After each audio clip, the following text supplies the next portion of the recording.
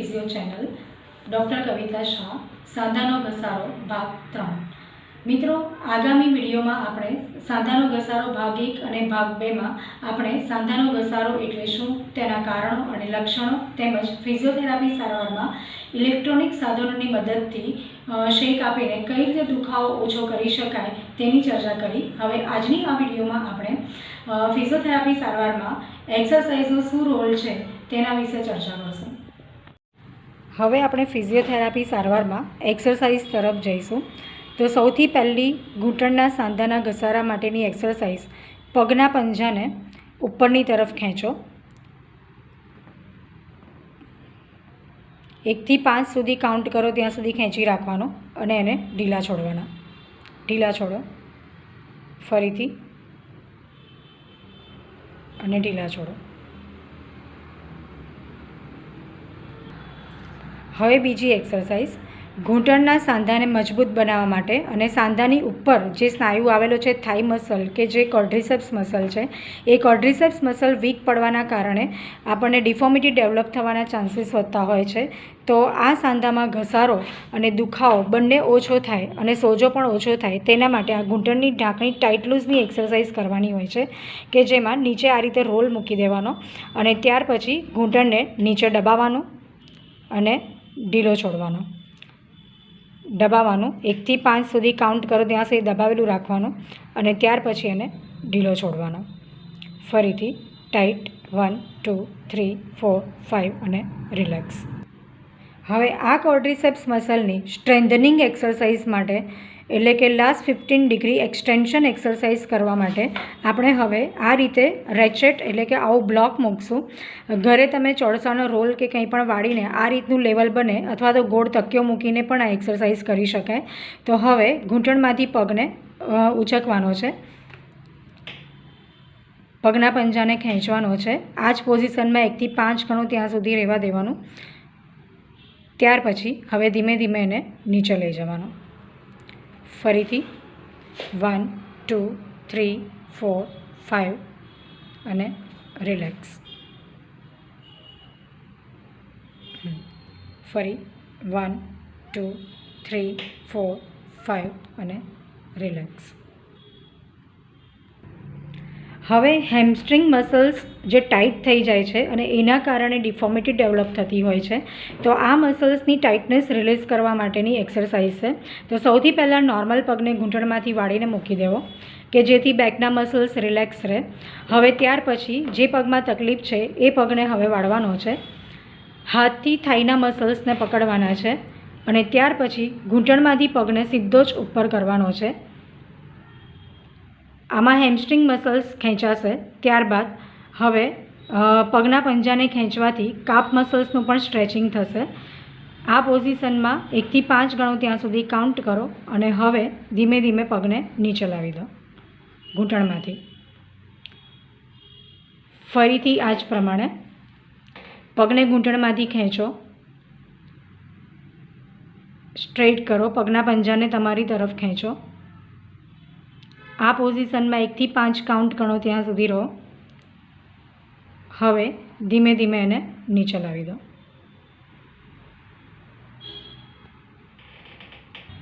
હવે ફ્રેન્ડ્સ, આપણે ખાસ કરીને જોતા હોઈએ છીએ અમુક પેશન્ટો જે હાલક ડોલક ચાલ એમની એકદમ બદલાઈ ગઈ હોય છે અને હાલતા ડોલતા ચાલતા હોય તે પ્રમાણે ચાલતા હોય છે। તો એમાં ખાસ કરીને હિપના મસલ્સ એટલે કે એબડક્ટર મસલ્સની વીકનેસના કારણે આ પ્રોબ્લેમ્સ થતો હોય છે અને એના કારણે પણ ઘૂંટણમાં દુખાવો થતો હોય છે। તો એના માટે ખાસ કરીને હિપ એબડક્શન કરાવવામાં આવે છે કે જેમાં થાપામાંથી પગને બહારની તરફ કાઢવો।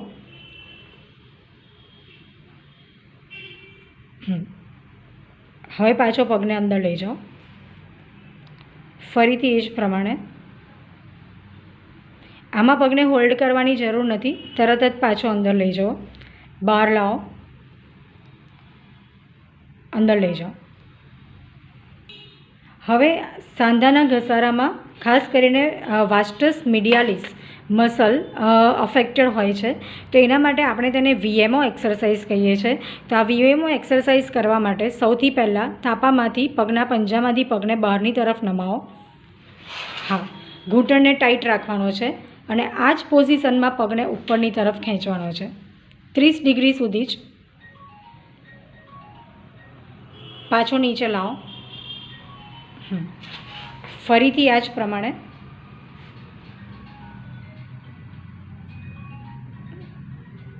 નીચે લાવો. ફરી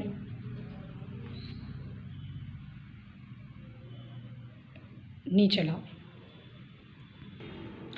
ઘૂંટણનો ઘસારો ખાસ કરીને આપણે જોવા જઈએ તો અંદરની સાઈડ વધારે હોય છે, એટલે કે અંગૂઠા સાઈડ, કે જે ભાગ ઉપર ટીબિયા અને ફીમર એ બંને હાડકાં એકબીજાની નજીક આવવાથી આપણને અંદરના ભાગમાં ઘસારો વધારે થતો હોય છે. અને એટલા માટે આપણે આ બધી જ એક્સરસાઇઝ ઘૂંટણની ઉપરનો સ્નાયુ એટલે કે ક્વોડ્રિસેપ્સ મસલને સ્ટ્રોંગ કરવા માટે અને પાછળનો મસલ એટલે કે હેમસ્ટ્રિંગ મસલની ટાઇટનેસ રિલીઝ કરવા માટે બતાવી. હવે એક એક્સરસાઇઝ આપણે સિટિંગ પોઝિશનમાં એટલે કે બેસીને કરવાની છે, તે જોઈશું.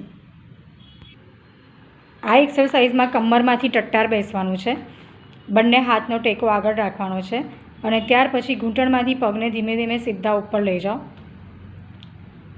પગના પંજાને તમારી તરફ ખેંચો. 1 થી 5 ગણો ત્યાં સુધી હોલ્ડ કરી રાખો. હવે ત્યારબાદ ધીમે ધીમે નીચે લઈ જાઓ. ફરીથી એ જ પ્રમાણે ઉપર લઈ જાઓ, નીચે લઈ જાઓ અને રિલેક્સ. તો હમણાં જે એક્સરસાઇઝ બધી મેં બતાવી, આ એક્સરસાઇઝ દિવસમાં દર્દીએ 3 થી 4 વખત કરવી. દર 2-3 કલાકે એક્સરસાઇઝ કરવી જરૂરી છે. દરેક એક્સરસાઇઝના 10-10 રિપીટેશન કરવા અને દરેક વખતે લાસ્ટ મુવમેન્ટ જ્યારે આવે ત્યારે હોલ્ડિંગ ટાઈમ આપવો જરૂરી છે. 1 થી 5 સુધી કાઉન્ટ કરો, ત્યાં સુધી એ મસલ્સ ખેંચી રાખો અને ત્યાર પછી એને રિલીઝ કરો. હવે દર્દીએ ઘરે બીજી શું કાળજી રાખવી જોઈએ? તો ખાસ કરીને બતાવ્યા પ્રમાણે બધી જ કસરત કરવી. દિવસમાં 3 થી 4 વખત ગરમ પાણી અને બરફનો શેક કરી શકાય. ત્યારબાદ દર્દીએ નીચે બેસવાનું બિલકુલ બંધ કરી દેવું જોઈએ. પલાઠી વાળીને બેસવું નહીં, દાદરા ચઢ ઉતર નહીં કરવા, સાયકલિંગ વધારે પડતું ન કરવું જોઈએ અને ચાલવા માટે જવું જોઈએ, પણ લિમિટમાં, કે જ્યાં તમને દુખાવો થતો હોય તો દુખાવાને સહન કરીને વધારે ચાલવાની જરૂર નથી. ત્યારબાદ ઇન્ડિયન ટોયલેટના બદલે વેસ્ટર્ન ટોયલેટનો યુઝ કરવો જોઈએ અને વધારે પડતા દાદરા ચઢ ઉતર ન કરવા જોઈએ. દર્દીએ આટલી કાળજી ખાસ ઘરે રાખવી જોઈએ. અને જે પણ વ્યક્તિનું વજન વધારે હોય તો તેણે વજન ઉતારવા માટેના પણ નુસ્ખા ચાલુ કરી દેવા જોઈએ. થોડું ડાયટ કંટ્રોલ અને થોડી એક્સરસાઇઝ કરવાથી, વેઇટ રિડક્શન કરવાથી પણ સાંધા પર લોડ ઓછો પડે છે અને ઘસારાથી બચી શકાય છે. તો જો આટલું ધ્યાન રાખવામાં આવશે, થોડી લાઇફસ્ટાઈલ ચેન્જ કરવામાં આવશે અને આ પ્રમાણે થોડી કેર લેવાની અને એક્સરસાઇઝ કરવામાં આવશે તો 100% ઘૂંટણમાં ખાસો એવો ફાયદો મળી શકે છે.